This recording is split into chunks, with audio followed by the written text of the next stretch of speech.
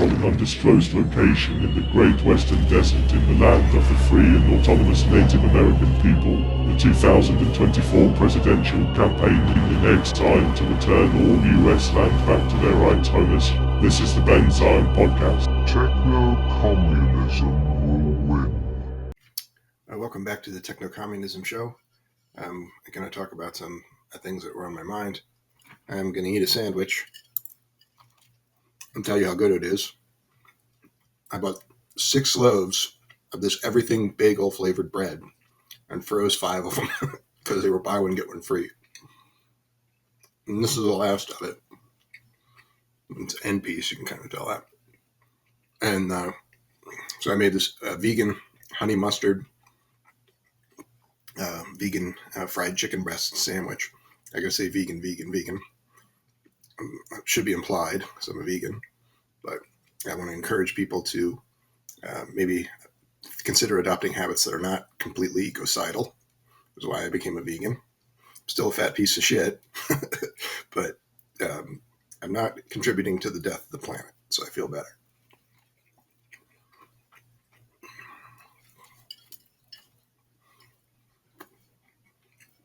I'm doing this show because I have insomnia right now. I tried to get to sleep and I couldn't, even though I hardly slept last night. I had a backlog of video generations, AI video generations, a couple thousand, and realized how many of them had accumulated as I just kept pumping them out. And working on making a movie, an animated version of Falcon X Omega Point comic book I made at the beginning of the year. So long story short, I have to do all these face swaps. You gotta be really careful. Make something like a feature film that you always label stuff and create realistic workflow.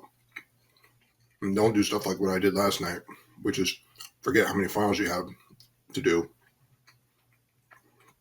And then you have to be scrolling through to do all of these face swaps. And it took forever. And so I finally got caught up on that today. But I'm just feeling tired and shitty.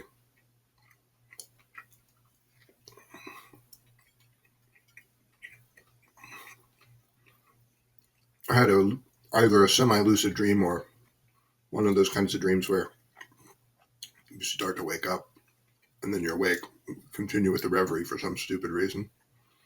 Where I made a podcast about lucid dreaming and a lucid dream about making a podcast about lucid dreaming. Fucking jackass.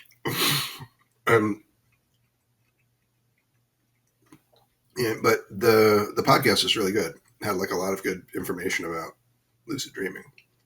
And I was doing a show with someone else. I don't remember who now. Which I don't generally do because I can't get anybody to come on the show anymore. Sometimes I do. I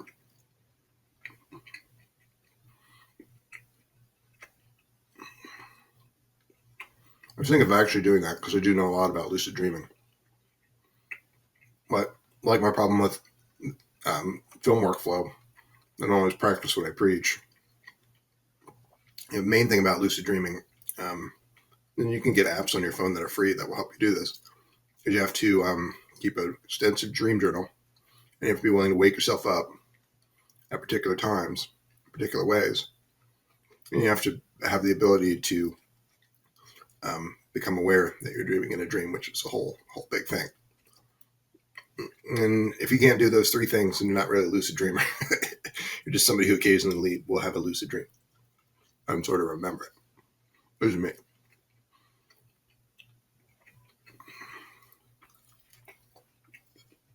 But it's a little bit like making a show about AI art. I'll kind of just rather recommend these other videos that tell you how to make a feature film or a short film using AI video generators. They're going to be better than what I would make. Same thing with lucid dreaming. Just look it up. You can find a billion videos already.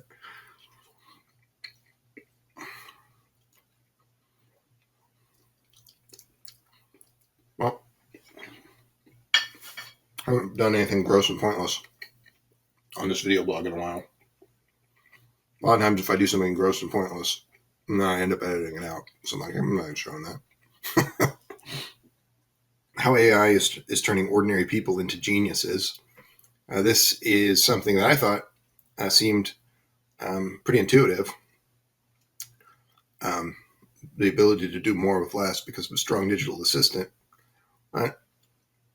As often as not, in the trades that talk about this, you'll have somebody kind of playing the devil's advocate and saying, "Oh, that's not really going to be the case." And so this is, I thought, one worth checking. I'm not going to get into it now. Adobe's Firefly generative AI is now apparently available to everyone for free, which means you can do some pretty good stuff. I've been using two AI generators lately, more than most. Pico Labs, a video generator, which if I was, well, I'm not anything like a big account or something, so it doesn't matter. But I'm afraid that if Pico Labs becomes too popular, they'll build an app or put a paywall up or put some barrier to entry in place. I won't be able to finish my movie. So I haven't been talking to people about it that much. And paranoid much. The other one is Ideogram, which is operating on pretty similar principle. It doesn't have the kinds of barriers to entry that a lot of your other AI photo generators will have. Videogram is pretty great because it seemed to be better. It seems to have gotten worse. It had the ability to generate text on a sign or things, and now it seems like the more people are using it, the slower it's getting, and the less reliable the generations are getting, which is not a totally new thing. It seems to be happening with other sites, like ChatGPT and Claude both got dumber when they got more users. And so that seems to be how that works. Asking AI how countries will look in the year 2080. That's another YouTube video. Kind of want to get into that, but I'm not going to do it right now. The CIA bribed its own COVID-19 origin team to reject the lab leak theory. So two things that you heard, both were CIA talking points, not reality. The moment the COVID-19 thing broke, which was COVID-19 came from a Chinese bat, which is just a total fabrication. Everybody started saying it because one guy just said that, he just listed like 10 things that could have happened. And that was the one that everybody started saying and believed to be true, having no basis in reality. And the other CIA talking point that was propped up in that way, well, even that one was, a lot of times something might have a kind of organic genesis, and then it'll still be propped up by State Department factions. You always have to remember that there's billion plus chatbots in the world, billion plus sock puppet accounts or chatbots, even before ChatGPT and stuff. And they're not owned by penniless communists. They're owned by fascist pigs, and their whole thing is just manipulating the blogosphere in all manner of horrible ways. And one of the ways that this happened with COVID-19 is this narrative about COVID. If it didn't come from a Chinese bat, then it came from a Chinese biolab. The United States is the only place evil enough to have all of these biolabs and stupid enough to leak them. Really, I mean, it's not like there aren't other biolabs, but everybody knows that if this thing man-made origins, it almost certainly came from the fascist West. It almost certainly came from the U.S., a place like Fort Detrick or something. So stupid that it's so obvious that you see these billion sock puppet accounts saying that it came from a Chinese lab to cleanse the news cycle of the possibility that people would be talking about it coming from a U.S. lab. And you could see the same thing in that that other narrative about it coming from China. It's just scapegoating, more general kind. But it's always got to be China, right? China did, then when, because everybody would obviously figure out that China was going to have a public health service and appropriate lockdown measures, so hardly anybody's going to die, which is what happened. And the United States would never do any of those things. So, and if you just say, well, the reason that they're skating on this is because this was their plan all along. Which, if anybody came up with a pandemic, it's again the fascist West and fascist U.S. They're the ones who have the means, motive, and opportunity. The motive, in this case, being that they're culling people and forcing people into lockdown and conditions, and also mass disabling event conditions. So killing people, mass disabling the others, and locking everybody else down at a time when the people might actually stand up for themselves and do what I suggest in the show in almost every episode, which is stop the fascist West from completely killing the planet by taking revolutionary action, or, as I suggest in this show, voting for Benzai in 2024, who will, when elected to the presidency, ultimately sign an executive order, which has been written, that will render the federal government null and void. All of those federal assets and duties, actual duties, not the $1 trillion military-industrial complex, will then be delegated to regional governing bodies made up of groups of existing Native American nations who will effectively become the stewards of these United States and territories, and the 50 states and territories themselves will still continue to exist. There'll still be the same people there, and the states will still have the same infrastructure in basic form, but they'll have bodies by region. So natives in the Northeast will control some of the northeastern states, and the Middle Atlantic will control some, et cetera, et cetera. There's a whole plan for it that I wrote. But that's one possibility of something pushing up to a revolutionary act. But the real revolutionary act is ending fascism once and for all, which is something that can only happen when a great number of people, even a much greater number of people than would be required to, make a splash with a third-party campaign to end the federal government. A great number of people will have to realize what the United States is, and be willing to do something about it. And hopefully that can happen before we're all fucking dead. Or, just 2 days ago, about 10,000 people died in Libya, a country that just over a decade ago would have had the flexibility and critical infrastructure to avoid that situation to a much higher degree. But the United States bombed the shit out of it and killed their more or less socialist head of state. And that place went from a place that had job protections of a variety of kinds, a public health service, housing protections to a high degree, a real housing authority, much of a nicer place, really, than almost even any place in the affluent world by real measures of this sort of thing, and turned it into a place that has open air slave markets.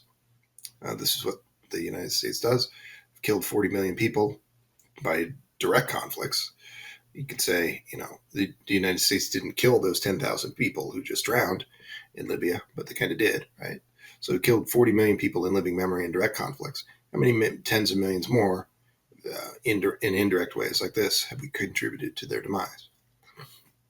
And when you factor in capitalism's climate apocalypse, that comes down to billions and billions of people that the United States is on the hook for their murder in the years to come. Because the United States, the Pentagon is not only the world's worst polluter, it's also protects all other super polluters with violence. If you try to stop a super polluter from super polluting anywhere in the world, the United States will bomb the shit out of you. That's how those 40 million people died in the first place. That's how this Middle East is destabilized to the extent where we would just accept that somebody would just kill a socialist in Libya for no fucking reason.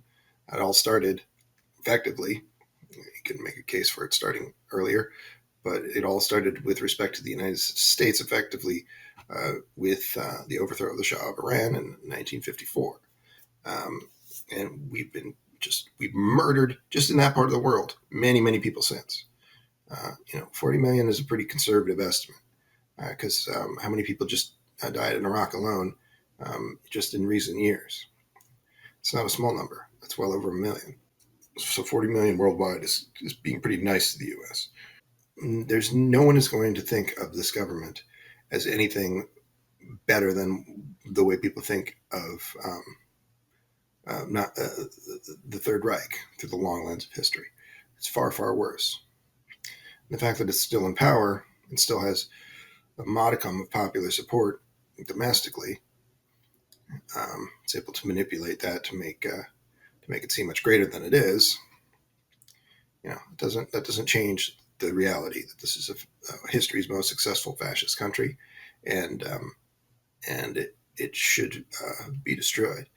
I've said this before. It's not the nicest sort of thing to say, but if someone were to snap their finger and every white person in the greater Washington, D.C. area were to suddenly disappear, boot, vanish, they no longer exist, the likelihood of this human species overall surviving without a billion persons plus loss of life, but to the end of this century, would go up by like 10%.